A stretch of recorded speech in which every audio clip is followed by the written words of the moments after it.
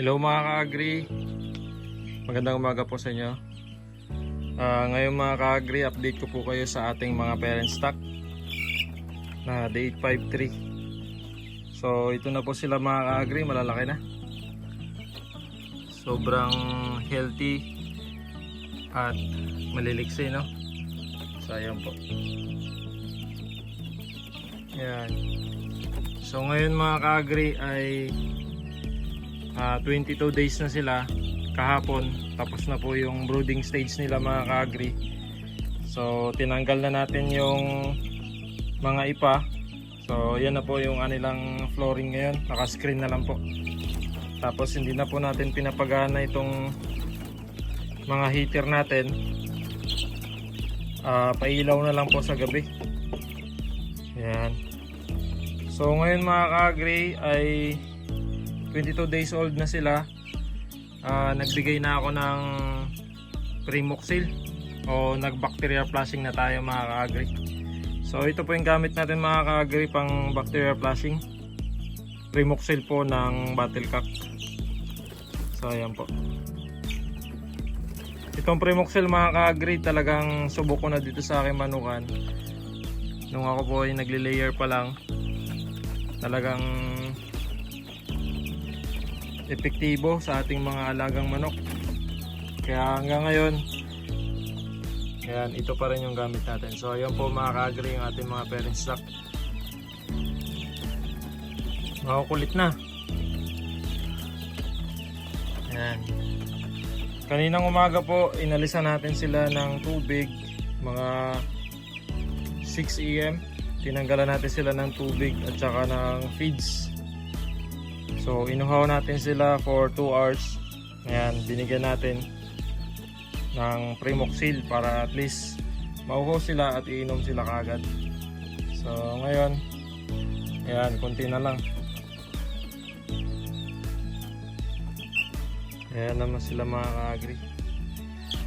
At after nitong Primoxil mga ka-agri, magbibigay tayo nitong Vitamin Pro ng Battlecock.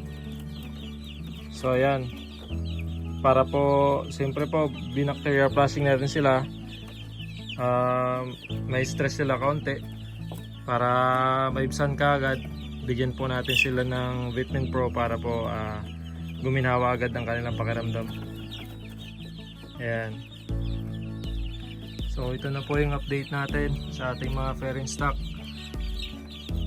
3 to 5 days ko yan sila ibabacteria flushing mga ka-agri tuwing morning lang. Morning lang po tayo nagbibigay. Sa hapon po Vitamin Pro na tayo.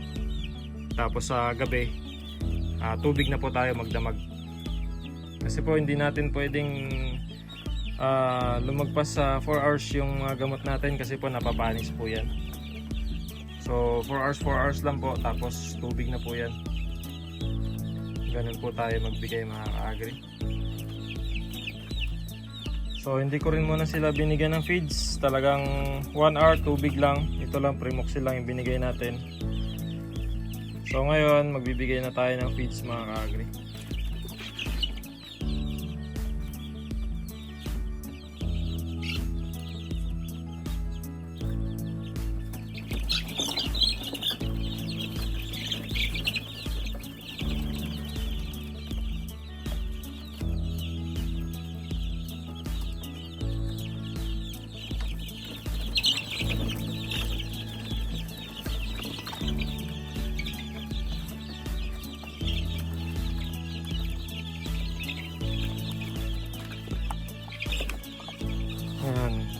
Sa feeds naman mga ka-agri, quality feeds na gamit natin, Bimig Integra 1000 po. Yan. Yan po yung ginagamit natin. Yan po sila.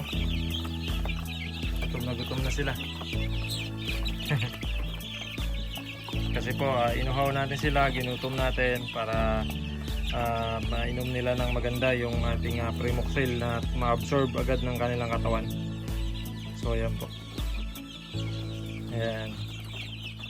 Ayan po, Bimig Integra 1000. Talagang good quality feeds para sa ating manukan. Yan, maraming salamat po mga ka-agri. Salamat po sa suporta nyo. Happy farming po. Ingat po kayo mga ka-agri.